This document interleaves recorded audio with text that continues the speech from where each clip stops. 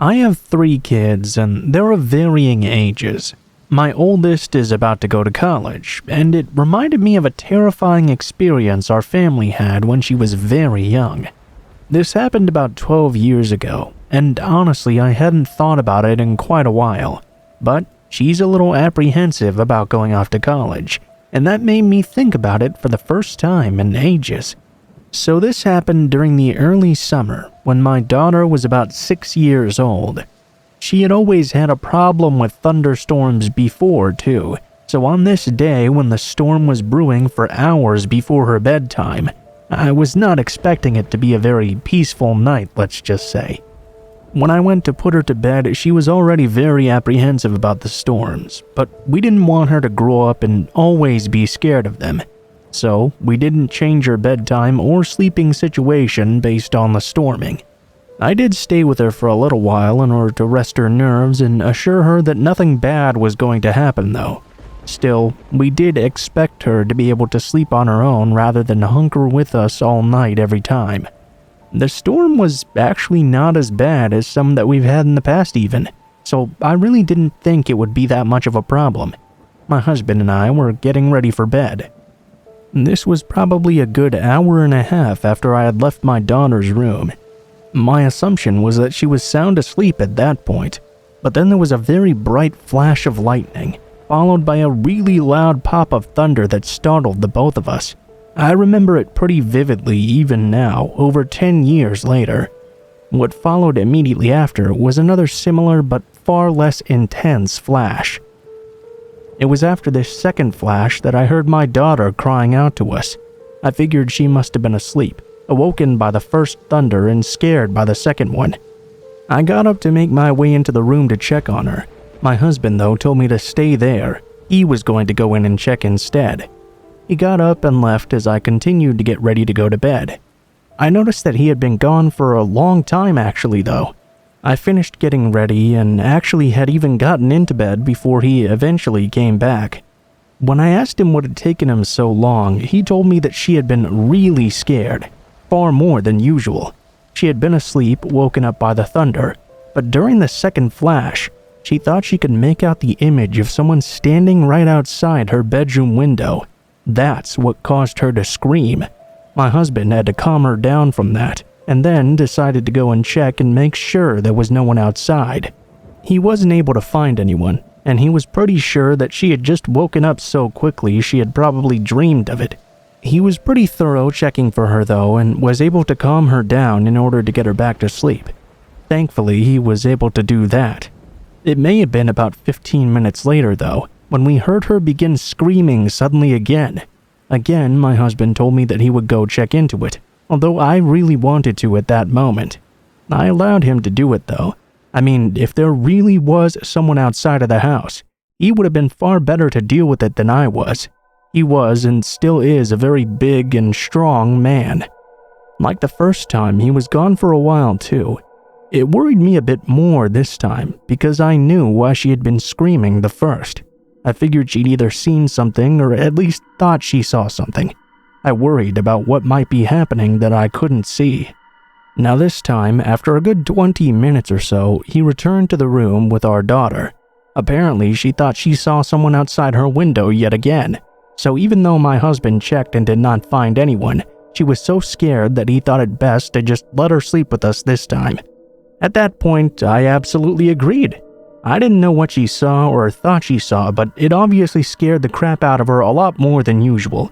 We all got into bed and surprisingly fell asleep rather quickly, which was a blessing. Something woke us all up maybe an hour later though, but it wasn't thunder or lightning that did it. It was the sound of sirens and the flash of lights. I stayed in the room with my daughter while my husband went to check it out. He was gone longer this time than he had been before the other 2 times. I turned the television in our room on to try and get our daughter's mind off of what was going on. Eventually, my husband came back. When he told me about what had happened, it was chilling in several different ways. There was a man outside, and he had broken into our neighbor's house. Now, our neighbors weren't home, but they had a silent alarm system in their house that of course summoned the police. Now, although we didn't know this exactly, It was quite reasonable to assume now that my daughter had actually seen someone outside her window, and it was likely that very same person who broke into our neighbor's house. If it wasn't for my daughter catching him at her window 2 different times, who knows if he would have broken into ours or not.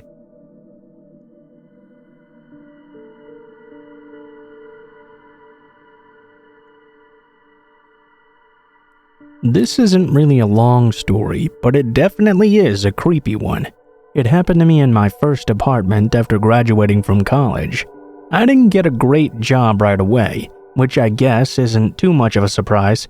So I ended up in an efficiency apartment in Chicago for a while. It was actually a nice little place, now that I'm thinking about it again. A nice and warm little room on the 5th floor of a building in Lincoln Park, quite close by the lake. I was a bit surprised because it seemed like this was the sort of place that, despite its size, would still cost quite a lot of money. But somehow I was able to afford it. This was around 2001. I had been in that apartment for close to a year at the time this happened. This was happening in late spring. I was still young enough at the time that I enjoyed spending my weekends at the clubs, but this night I decided to remain inside. There were supposed to be some really bad storms moving in, and I absolutely was not much a fan of getting wet. Also, this was back in the days when AOL was still a thing. It feels weird to bring that up, sort of. It also makes me wonder if it's still a thing in any way. I guess I'll have to check up on that later, though. Anyhow, I was browsing through some chat rooms when I heard my cat meowing. I realized she was probably out of food and went to go feed her. This is pretty important because she doesn't usually tend to meow unless she's out of food. This means that I kind of automatically assume that when she meows, that's what she wants. As I got up to feed her, there was this sudden huge flash of lightning. A few moments later, this was followed by a huge crack of thunder as well that felt like it nearly shook the building. It was only moments later that I also began to hear rain start pouring. And it began pouring really, really hard and loud. By the time I made it back to my computer, the storm was out in full force. The lightning and thunder were coming almost on top of itself over and over, and the wind was also howling extremely loud. I was sitting at my PC for probably another half hour, just listening to the storm and watching this light show. I think I was actually chatting with someone online in an instant message at the time. That was when the lightning flashed and immediately followed by a huge flash of orange light and what sounded like an explosion out on the street. I jumped not only from the sound of the explosion, but also because the electricity went off suddenly. Not only did it go off in my apartment, it looked like it went off outside as well. My apartment was completely pitch dark, and there was no light coming in from the outside. My computer was a desktop that had also obviously gone out. I could never have imagined it being so dark in the city like that. When the power didn't come on right away, I realized it might be quite a while before it did. I did have a cell phone at the time, but this was long before the age of smartphones. It had a green LCD screen that didn't give off much light at all. I realized I would probably be in the dark without much to do for quite a while. After about 30 or so minutes, I heard my cat begin meowing again. This was weird because I had just given her a full bowl of food. I knew there was no way she had eaten all of it that I had given her in that time. I made my way over in the dark. I was able to verify that indeed the food bowl still had plenty in it. I then had to think about what exactly it was that was making her meow then. I was able to make her out a little bit in the dark. She was on the kitchen counter, still meowing, and her meow descended into a low growl and a hiss. My kitty was usually quite docile, and I hadn't heard her do something like that ever before. I was really worried and wondered if maybe a rat or something had gotten into the house. In a split second, I saw something else in front of her. I couldn't make it out though. It was like some sort of dark thing. I thought at first it was just my perception making images in the dark. As I was trying to make it out though, the light suddenly came back on. My cat was on the counter and growling still, and there was some figure standing in front of her, it seemed. I could make out some sort of form, but not completely. I had no idea who it was or where they had come from. I was standing in front of my bed. Remember, this was a small one-bedroom apartment, and I felt my legs give out. I involuntarily sat down on the bed in complete shock, but as quickly as I had seen them there, suddenly they were gone. My cat jumped off the counter and ran over to the bed and jumped in my lap. She immediately started purring as I began petting her, confused as to what I had just seen. I never knew exactly what it was. I never saw it again, even though I remained in that little apartment for another year. I've also never heard my cat growl like that again. I mean, if it hadn't been for her growling, I may have just written it up to my imagination, but that strange reaction showed that she must have seen it too.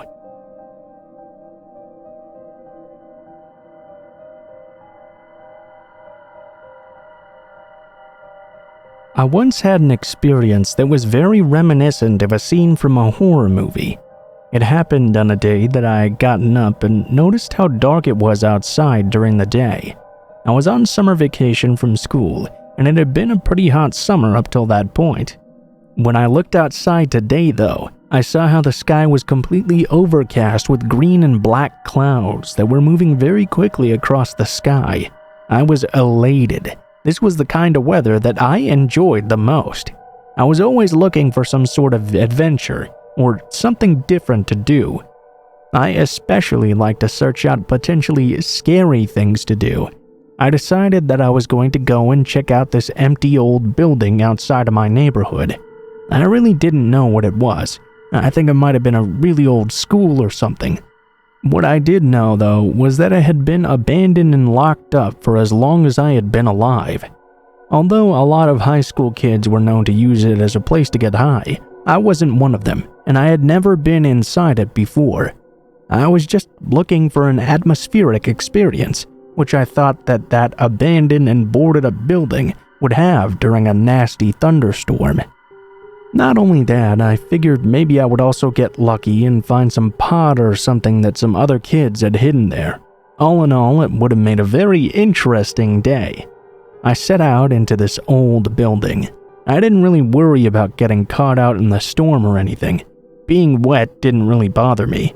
Not only that, it also didn't seem like the rain was going to come anytime soon. I'm not really sure how to explain it, but you know how sometimes you can just tell when a storm is going to set in. A lot of brush and stuff had grown around the building in the time it had been abandoned. There was not a single road or trail that led to it. You had to walk through a small forest in order to even get there. I wish I was better at description so I could tell you exactly what it was like that day. I can only tell you I got into the place rather easily. It was still daytime, so I really didn't expect to run into anyone at all. All the darkness and shadows were pretty cool. There was plenty of drawing and writing on the walls and on the floor as well. Tons of empty beer cans, beer bottles, other liqueur bottles with all sorts of other kinds of garbage too. It began to rain hard once I was inside though. The storm was pretty fierce, with some constant thunderbolts as well. It was really something else to experience. I didn't find anything mysterious like hidden pot or some such. That was definitely a disappointment, but not overtly so. I was still interested in the atmosphere itself and just looking around seeing if I could find anything interesting. When I got to one of the stairwells, I was planning to make my way into the basement. The staircases were all doored off though. To get to them, I had to somehow get myself through those thick doors. When I pushed the handle on the door, I was about to open it when I noticed something through the small window on it. There was someone on the other side of the staircases, and he was walking up the stairs. I immediately let go of the door handle. I didn't know what to expect. I mean, it could have just been another teenager like me exploring, but in the heat of the moment, I sure didn't want to wait to find out. Turning, I ran across the hallway and into a room that was across from the staircase. I pushed the door closed without latching it. Then I peeked out of the corner with the space between the door and the frame. I had gotten in there pretty quickly before that guy had emerged from the stairs. After a short time, I finally saw a figure appear in that window. It seemed to take him a lot more time than it should have to get there. It was when the door opened. that I realized he was pulling something along with him. When he pulled it through the doorway, I got really terrified as I thought it looked like a body bag. I was very lucky I didn't make any sounds when I saw it. I wanted to pull away from the opening in the door, but I couldn't. Although I was looking for some sort of adventure this day, this was not what I'd had in mind. A loud thunderbolt nearly ruined my chance at trying to stay quiet, but somehow I was able to. He had been pulling the bag with him, but after getting it through the door, the large man heaved it up onto his shoulder and began walking down the hallway. I didn't know what to do.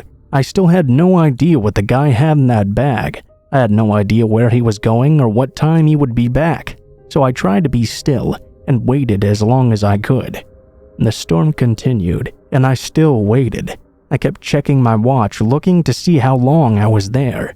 I kept delaying coming out of the room because I kept feeling that I would pick the wrong moment and come out and get immediately caught. After a while, though, I realized obviously I couldn't remain in there forever, so I slowly crept out of the room. There was no one in the hallway I could see. I walked over to the stairwell and looked in there. There was no one there either. That's when the thought hit me. I wondered if I should go down into the basement and check it out, see what was really going on down there. I really almost tried it. I even had my hand on the handle, but for some reason I just couldn't bring myself to do it. Maybe I'd seen one too many scary movies where someone does something stupid like that and didn't want to have that happen to me. I mean, anything stupider than going into an abandoned building in the forest to begin with. I decided to just leave instead. I crept over the way I'd got in and left the building. Walking out of the forested area was creepy as hell. I didn't even care that I got soaking wet. I was more worried that whoever that guy was, he was going to find me and do something to me. I managed to get out of the area and get home while it was still storming. I called in anonymously to the police to report seeing something in the building. I don't know if they actually checked it out or if they thought I was just a kid playing a prank. I know that building continued to be a hangout for being drunk or getting high though, but I never went back there, and I never figured out exactly what I saw that day.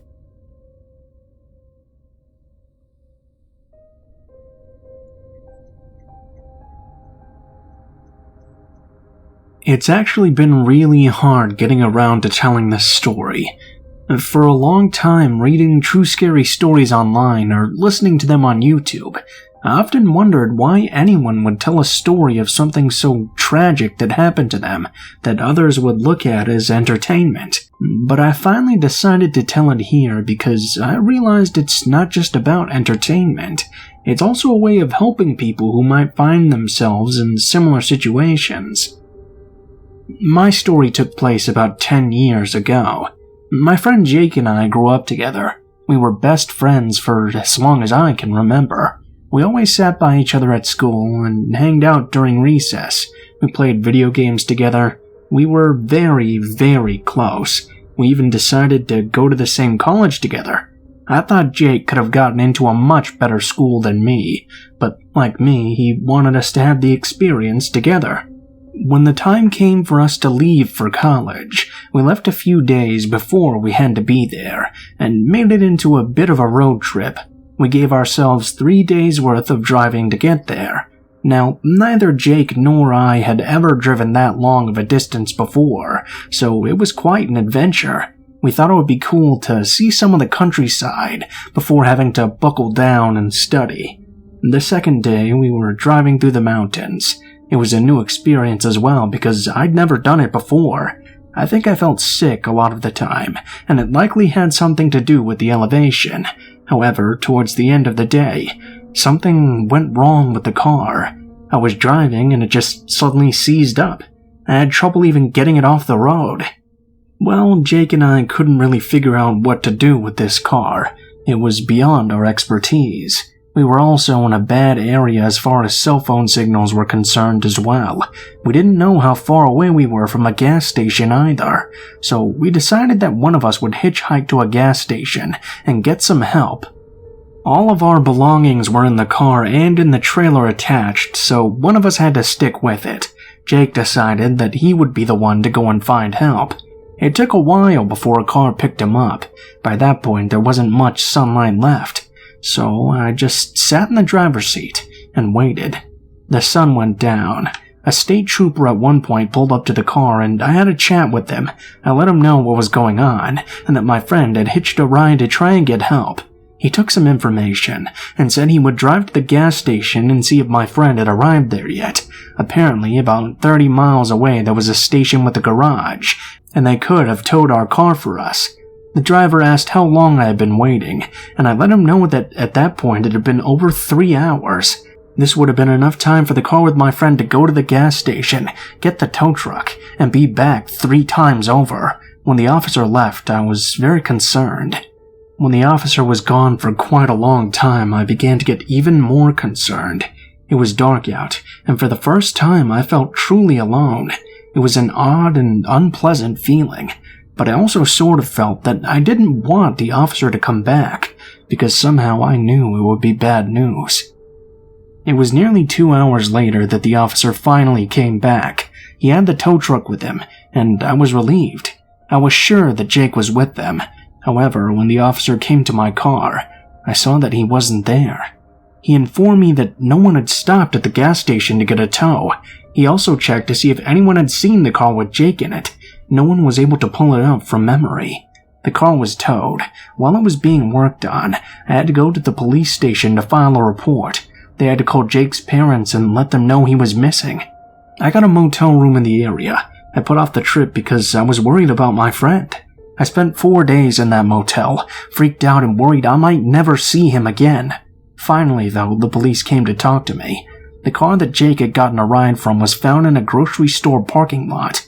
Jake was in the trunk. He was naked, beaten, bloody, and unconscious, but somehow he was still alive.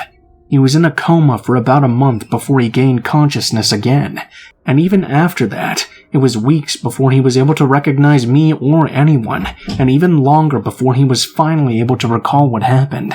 I don't want to go into too much detail, but the people that had picked him up had stolen the car they were driving. They robbed him of his money and credit cards and cell phone. It was actually due to the cards that they were eventually caught. There were 2 men, and one of them is still in jail. I didn't go to college that year, but I am happy to tell you that the following autumn, Jake and I finally made it to college together. This time, however, we flew, and his parents came with us. We spent all 4 years roomed together, and are still best friends to this day. Hitchhiking for any reason is a really bad idea. If Jake and I had waited, the officer would have eventually come upon us, and my friend would have never had this happen.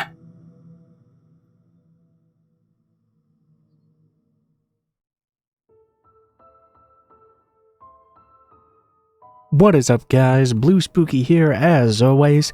Thank you guys so much for watching, especially if you made it this far to the end of the video. If you guys enjoyed the content of this video, please be sure to like, share, comment, and subscribe if you feel so inclined. If you do decide you like my content enough to subscribe, please be sure to hit the bell button right next to the subscribe button and turn notifications to all so you can be notified of every video I post in the future. If you don't feel like doing that though, I post a video nearly every day, so you can just come back every now and then and check up on what you missed. If you guys have any criticisms on what I can do better or any feedback on the stories in the video, please be sure to leave them in the comments below, as I always enjoy reading all the comments and I try to give them hearts and respond when I can. If you guys would like to reach me for any reason, or you would like to send in a story to be read, you can go ahead and take a look in the description below the video. You'll find a link to all of my social media, including my Facebook, Gmail, and Twitter accounts. Go ahead and send me a message on any of those, and I'll try to get back to you as soon as possible. If you do decide to send in a story, please be sure to include in the tagline what the name of the story is if it has one, what type of story it is if it has a theme, and how you would like to be credited in the description of the video the story appears in. Last but not least, I also run 2 other channels, Mr. Blue Skies and Darkest Hour, where I do true crime videos and dark documentaries respectively. If that kind of content sounds interesting to you, why not go ahead and check it out and see if it is for you. Aside from that though, guys, I think that's pretty much it for now, so thank you guys so much for watching, and I hope you guys have a great day.